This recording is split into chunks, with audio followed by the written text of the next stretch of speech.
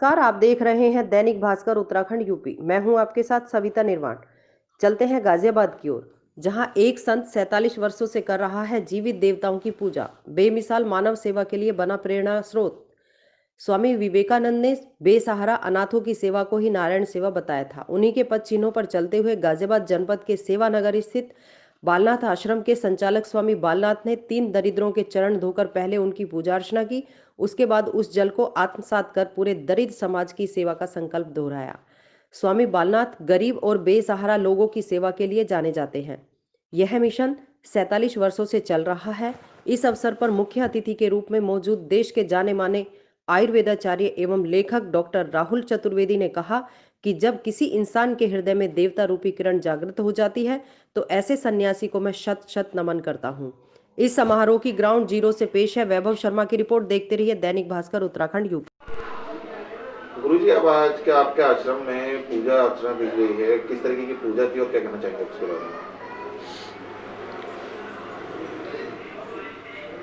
इस आश्रम में प्रति वर्ष जब नया वर्ष आता है तो हमारा मन ये कहता है कि आज के दिन नव वर्ष पर हमें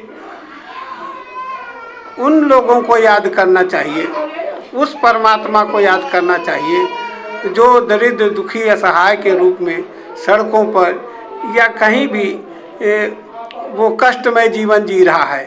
तो मैं ऐसे लोगों को ले आकर के उनको नारायण के स्वरूप उनको मंच पर बैठा करके उनकी पूजा करता हूँ। उससे जो है समाज को एक ऐसी प्रेरणा देना चाहता हूँ कि लोग जो है समाज में जो दुखी हैं, परेशान हैं, चाहे वो किसी भी जाति के हैं, धर्म के हैं, जिन्हें आवश्यकता है, जो अभावग्रस्त जीवन जी रहे हैं, तो उनके बारे में मैं सोचता हूँ कि वही सब दरिद्र नारायण हैं जिनको हमारी मदद की, हमारी सहायता की आवश्यकता है। और उनके अंदर दरिद्रता को हटा के नारायण को स्थापित करना है, तो यही भगवान की पूजा है। और इस पूजा के करने से वास्तव में अब जो कुछ अनुभव होता है मैं उसे अब कैसे बताऊं। और उनके पैरों को धो करके कई बार हमसे लोगों ने कहा, कुष्ठ रोगियों के पैर धो के बाबा तुम पी जाते हो, तुम्हें बीमारी पकड़ लेगी।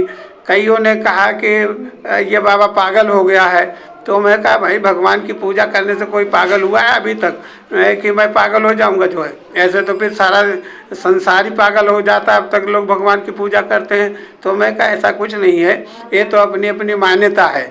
अब हमें जो है ये जिंदे जागते ये इंसान में ही परमात्मा नज़र आते हैं, तो मैं क्या करूं? अब हमारी एक सोच ऐसी बन चुकी है, हमें इसी में भगवान नज़र आते हैं। तो हम चाहते हैं कि समाज का हर व्यक्ति नव वर्ष पर यह संकल्प करे कि हम समाज के अंदर इसी प्रकार के लोगों की दरिद्र दुखियों सहायों की पूजा करेंगे और सेवा योग की साधना द्वारा एक नए युग का निर्माण करेंगे। ऐसी मेरी इच्छा रहती है कि ऐसा लोग कार्य करें। अच्छा, आज आपने दरिद्र नारायण पूजा करी, आपको कैसे लगा कि इस तरीके की पूजा करनी चाहिए? ऐसा है कि बड़े बड़े लोगों को तो मंच पर लोग आमंत्रित करते हैं, उनके साथ फ़ोटो भी खिंचवाते हैं और उनके अंदर ये एक ऐसी इच्छा रहती है कि शायद इस व्यक्ति के साथ हमारा फ़ोटो होगा या हम इसको सम्मानित करेंगे या इसकी पूजा करेंगे तो इससे कुछ हमें प्राप्त होगा। लेकिन मैं कुछ प्राप्त नहीं करना चाहता। मैं तो चाहता हूं कि जो ये समाज है इसके अंदर से दरिद्रता, दुख, ये जात पात, छुआछूत, ये दुनिया भर के जो आडंबर है, भेदभाव हैं, जब ये समाप्त हो जाएंगे तो हम सोचेंगे कि हमें बहुत कुछ प्राप्त हुआ है जो कोई अभी तक किसी को भी नहीं प्राप्त हो सका है।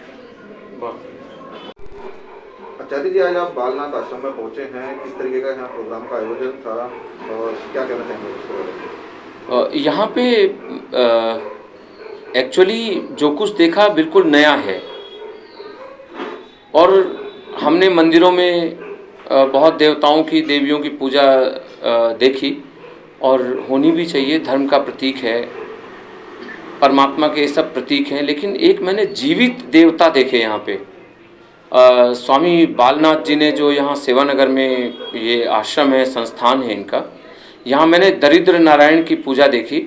जैसे कहते हैं कोई देवता गरीब देवता, तो यहाँ पे वाकई जो मैंने देखा वो मुझे एक अजूबा सा लगा कि दरिद्र के पैर, दरिद्र तो अपने आप में एक अभिशाप है, लेकिन दरिद्रता अभिशाप होने के बाद भी अगर दरिद्र और दरिद्रता में हमें एक भगवान नज़र आता है, तो मैंने स्वामी जी का वो रूप देखा और मुझे लगा कि वाकई ये भी एक नारायण है। और इन्होंने चरणों को धो के उसका पानी पिया और मुझे कुछ ऐसा लगा जैसे वाकई आज नए साल में देवताओं के दर्शन हो गए। जिस तरीके से पूजा की गई है, तो और लोगों के लिए आप क्या उद्देश्य देना चाहेंगे? मैं हमेशा यही कहूँगा कि जीवित भगवान की पूजा करें। जो मूर्तियां हैं ये तो एक प्रतीक है कि हमें गलत काम से रोकने के लिए मंदिर में स्थापित की जाती हैं, कि इनको देख के हमें लगता है कि हम गलत काम ना करें, ये उसी चीज़ के प्रतीक होते हैं मंदिर में।